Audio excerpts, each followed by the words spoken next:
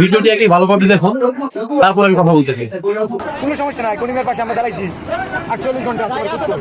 আচ্ছা কনিম, আমরা সাইমনের জন্য যে শেরপুর থেকে কাজ করছি। আজকে তো তুই তো সাইমন কই? সাইমনের জন্য হাত উঠে না কেন? সাইমনের জন্য হাত উঠে না কেন? আমি তোর বলি, আমি আমার সাইমনের জন্য কোনো কন্ট্রাক্ট আছে?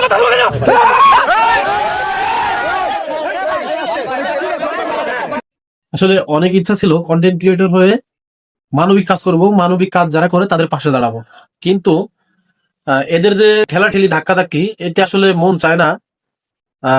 মানে ওটা হই, কেননা আল্লাহ তাআলা দান এবং সৎকার বিষয়ে যে ব্যাপারটি স্পষ্ট করেছেন যে তোমার ডান হাতে কোনো কিছু দিলে, কাউকে কোনো কিছু দান করলে বাম হাত যেন তা না জানে, এটা হচ্ছে উত্তম দান করার ক্ষেত্রে, উপকার করার ক্ষেত্রে। কিন্তু এই কন্টেন্ট ক্রিয়েটর ভাইয়েরা যা বলতেছে করতেছে, মানবিক কাজ করতেছে, সেটা পুরো বিশ্বকে জানাইতেছে, পাশাপাশি এটা নিয়ে ঠেলাঠেলি করতেছে।